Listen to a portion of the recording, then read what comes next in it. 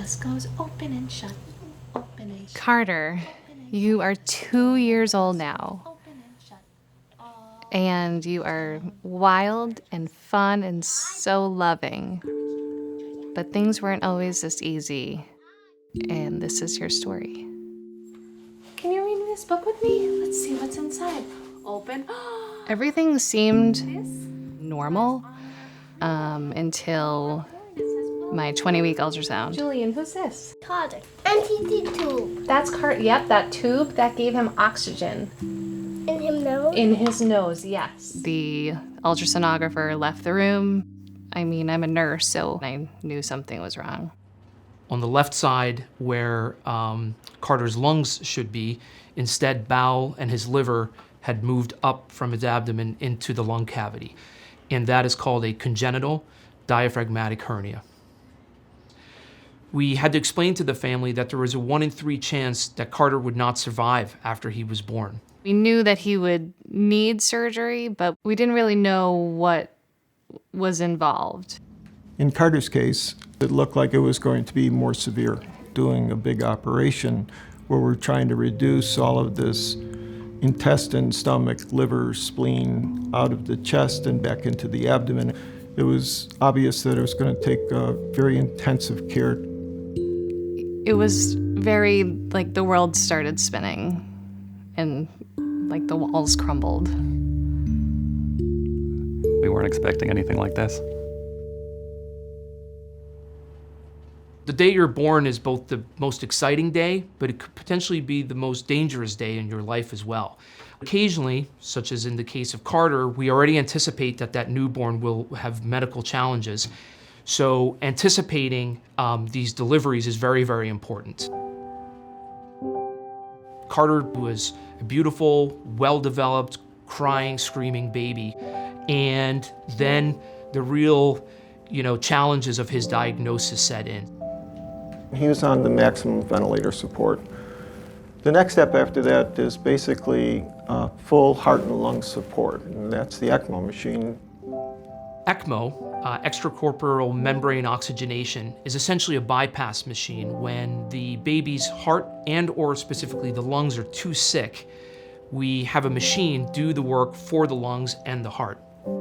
But as you can imagine, to do that on a baby who weighs only 7 pounds takes a unique skill set and takes an entire team. Dr. Duty is one of the most senior pediatric surgeons here at Mass General, and that is all under his leadership.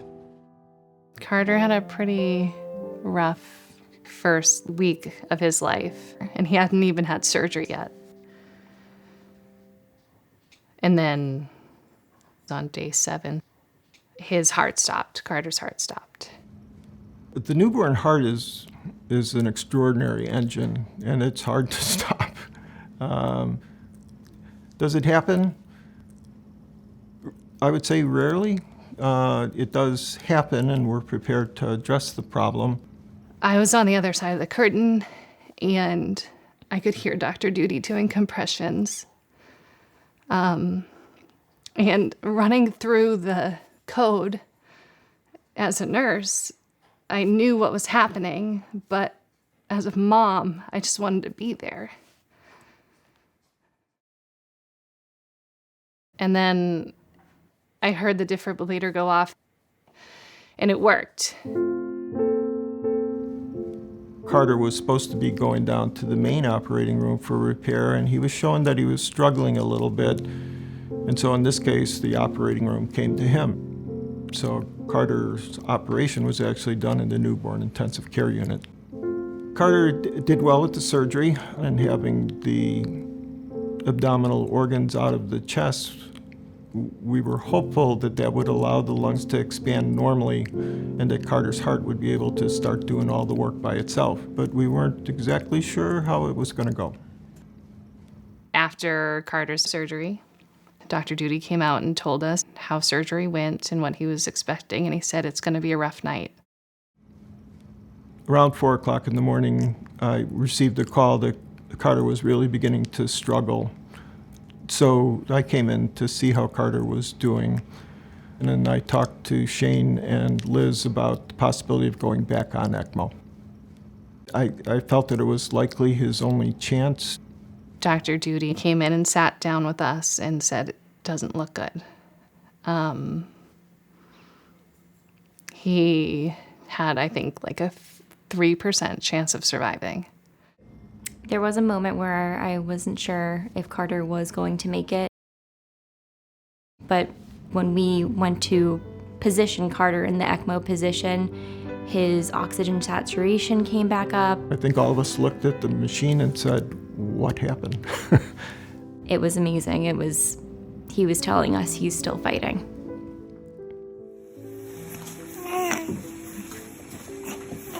From then, we had some setbacks, but that was the hardest point.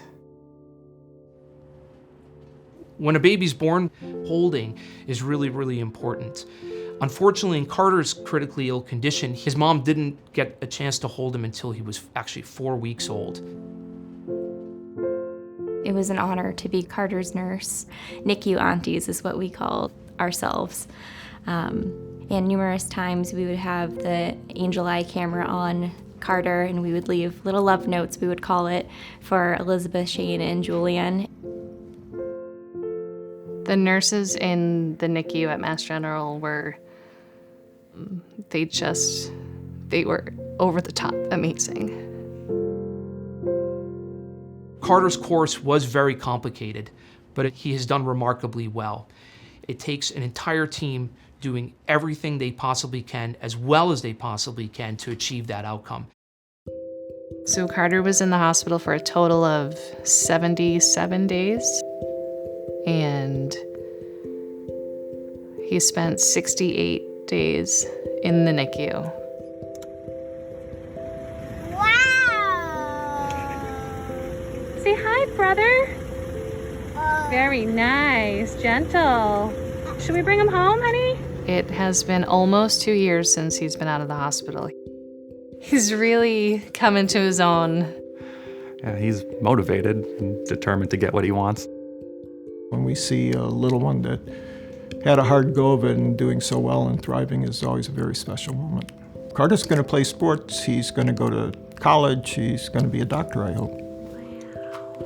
Look at you in the hospital. Dr. Duty's a special man.